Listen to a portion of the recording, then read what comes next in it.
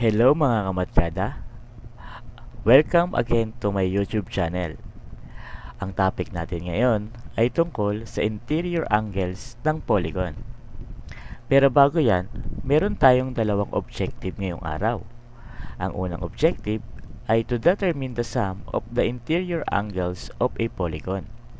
Ang pangalawang objective is to determine the measure of each interior angles of a regular polygon.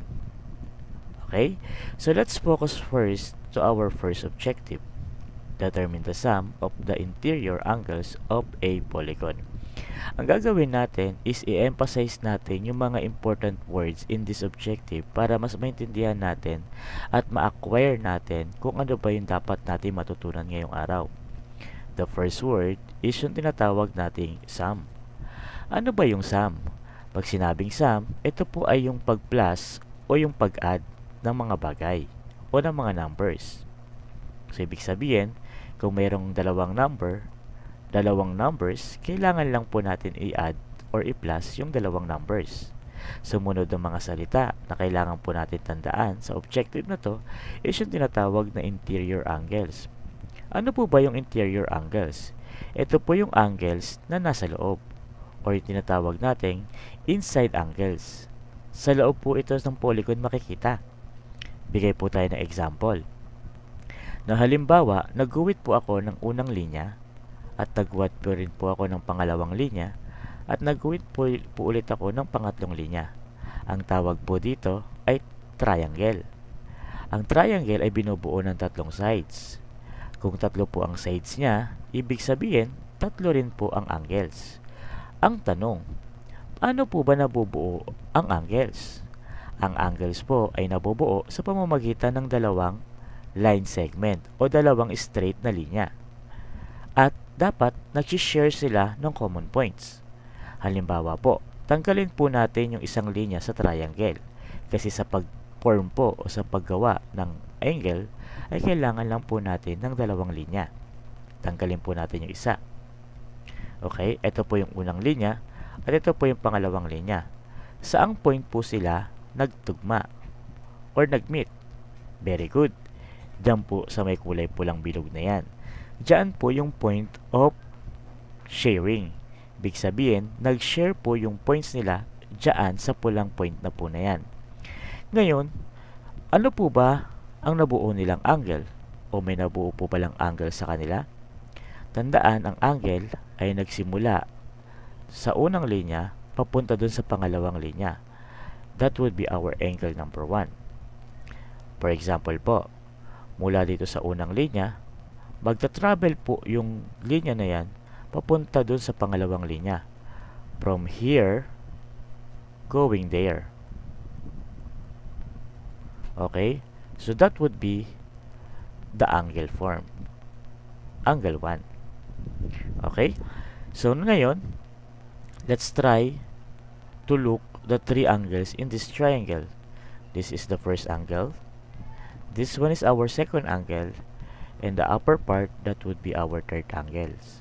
So in total, we have three angles. Now, let's go back again to our objective. Ano ulit yung sum? Pagpaplasin. Add daw natin yung mga numbers.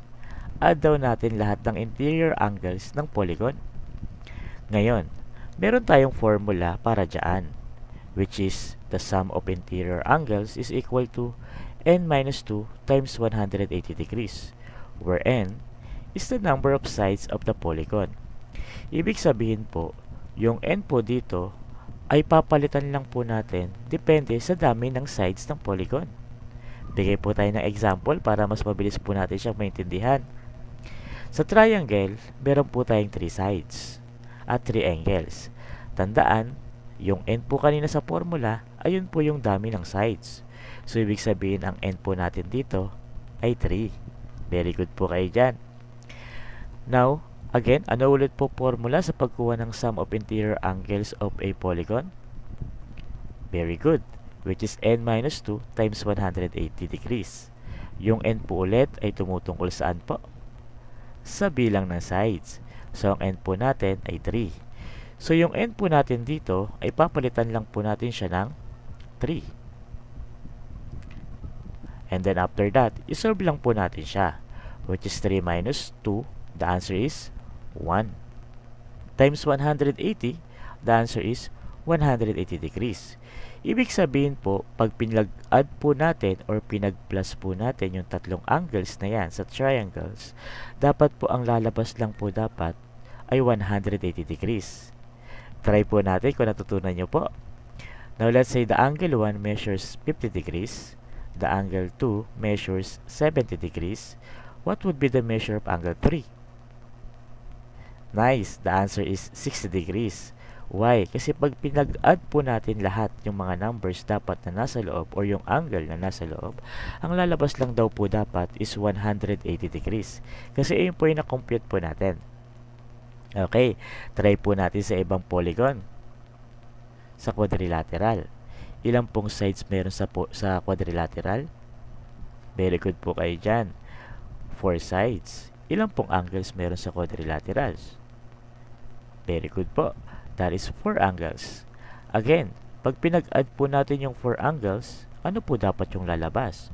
180 rin po ba katulad ng triangle? O iba po yung dapat na makuha natin sa quadrilateral?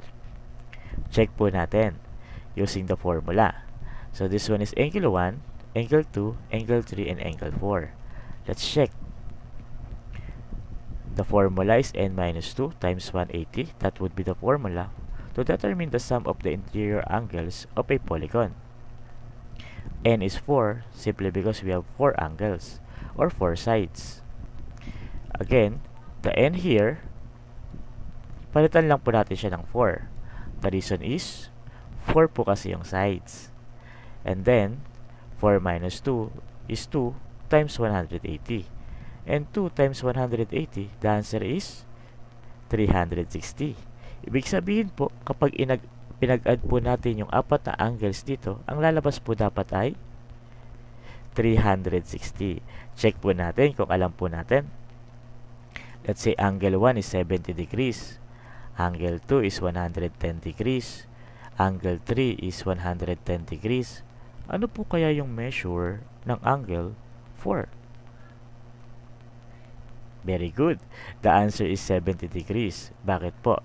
Kasi po, ito pong tatlo na to is 290.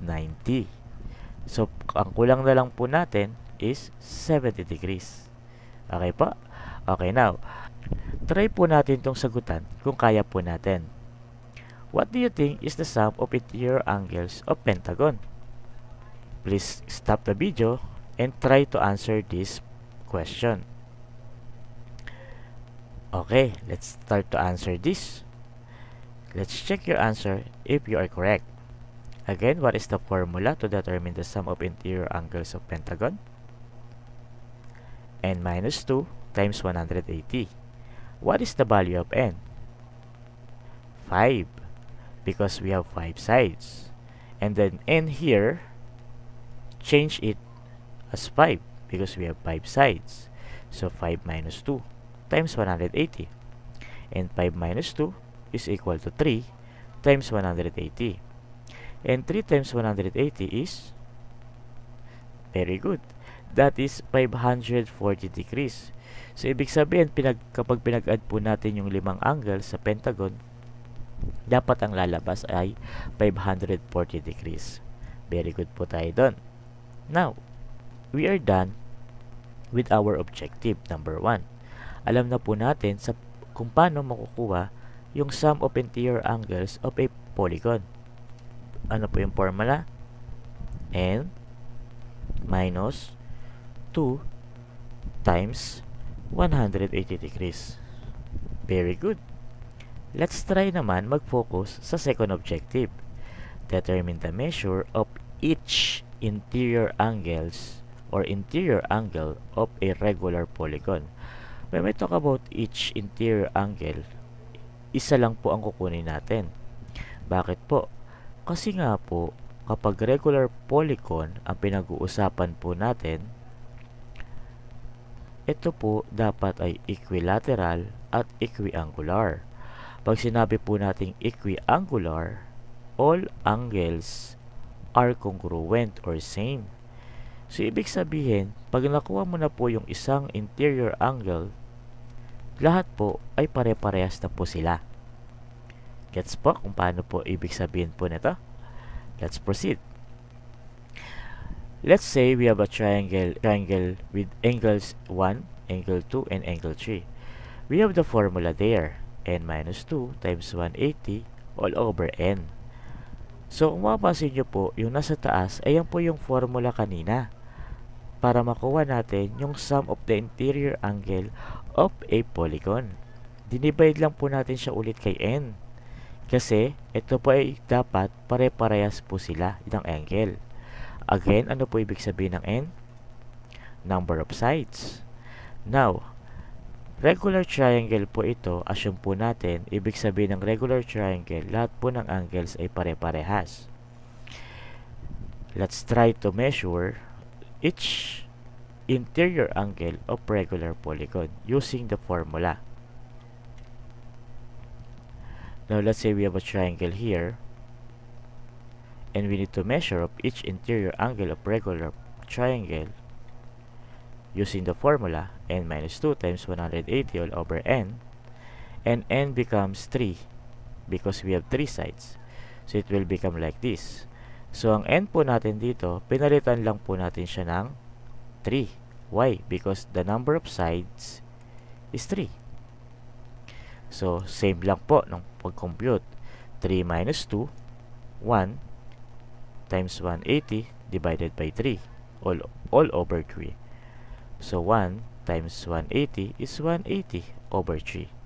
And 180 divided by 3 is 60 degrees. So ibig sabihin, bawat isa sa interior angle ng regular triangle ay tagsi 60 degrees sila. For example, this angle is 60 degrees, this angle is also 60 degrees, and this angle is also 60 degrees. Regular triangle po yan. Because one of the characteristic of regular triangle, all angles are equal. Now, let's try naman po dito sa quadrilateral. Ano po ba yung measure ng isa doon sa interior angle ng regular quadrilateral? Again, the formula is this. Ano po yung value ng n? 4. Very good. So, yung n po natin, papalitan lang po natin siya ng 4. So, it will become 4 minus 2 times 180 all over 4. Like this. So, yung n po natin, naging 4 lang siya. Pinalitan lang po natin. Bakit? Kasi we have 4 sides in quadrilateral. So, compute na po natin siya. So, 4 minus 2, 2 times 180 all over 4. And then 2 times 180 is 360 over 4. And 360 divided by 4, the answer is 90 degrees. So, ibig sabihin, bawat angle doon sa regular quadrilateral, dapat merong tag na 90 degrees. Let's try to illustrate that. Now, let's say we have quadrilateral there. We have 4 angles, simply because we have 4 sides. The first angle measures 90 degrees. The second is also 90. The third is also 90. And the fourth is also 90. So, that would be regular quadrilateral. Okay po. The next one. What is the measure of each interior angle of regular pentagon? Again, what is the formula? Very good. N minus 2 times 180 degrees all over n. Ano po yung n natin? Nice. 5. Simply because we have 5 sides in pentagon. And n, dito po, papalitan lang po natin siya. So, magiging 5 minus 2 times 180 degrees all over 5. Like this one. Okay po. And then, solve lang po natin sila isa-isa. 5 minus 2, 3 times 180 all over 5. And 3 times 180, 540 degrees all over 5.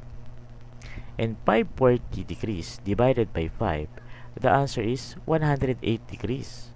Ibig sabihin, in pentagon, each angle or interior angle must be measured 108 degrees, simply because we assume that this illustration or figure or pentagon is regular pentagon.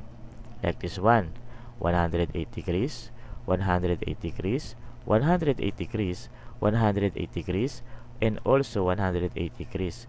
Kapag pinag-add po natin yung lima na yan, ang lalabas po, 540 degrees. Okay po? Okay. So now, for your understanding, can you please answer this or try this question? What is the sum of interior angles of heptagon? And what is the measure of each interior angle of regular heptagon? Can you please comment your answer in the comment section below? Thank you for listening. Thank you mga kamatkada. Bye-bye!